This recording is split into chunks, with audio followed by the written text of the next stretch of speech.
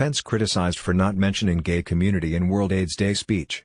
Vice President Mike Pence's speech on Thursday honoring the 30th anniversary of World AIDS Day quickly drew criticism, not for what he said, but for what he didn't say.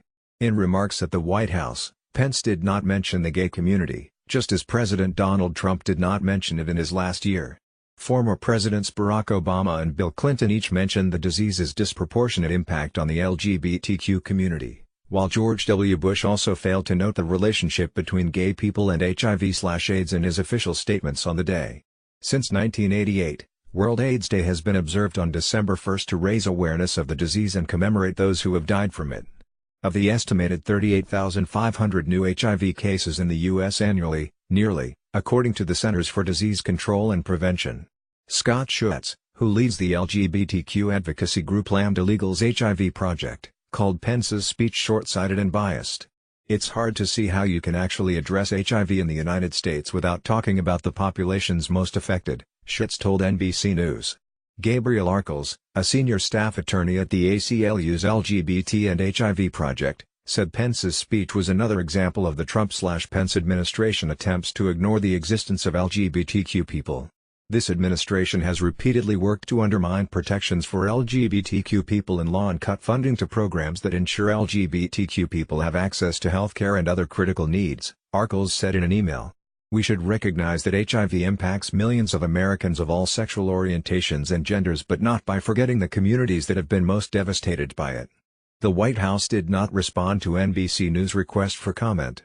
While Pence did not mention the toll HIV and AIDS has taken on the LGBTQ community in the U.S., he mentioned several times the impact it has had on communities in Africa.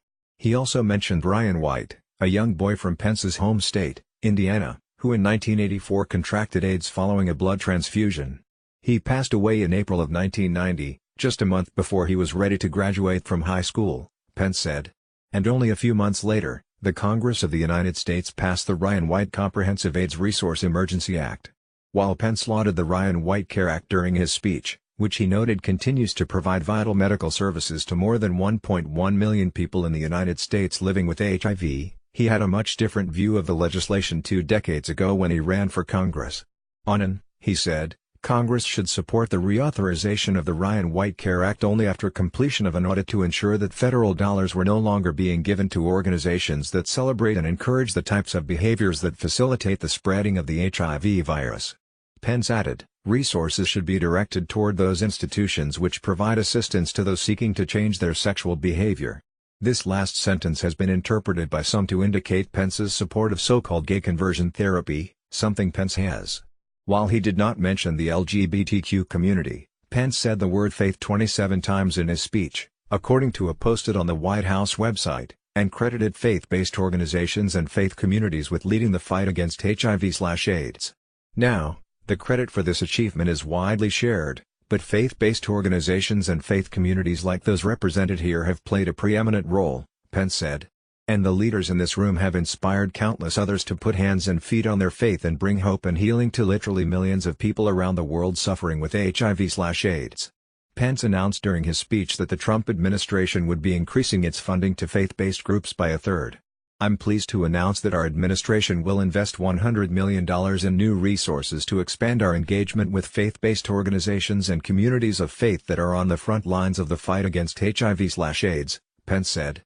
Pence also announced that Trump will sign legislation extending the President's Emergency Plan for AIDS Relief, or PEPFAR, a bill originally signed by Bush in 2003, for 5 more years.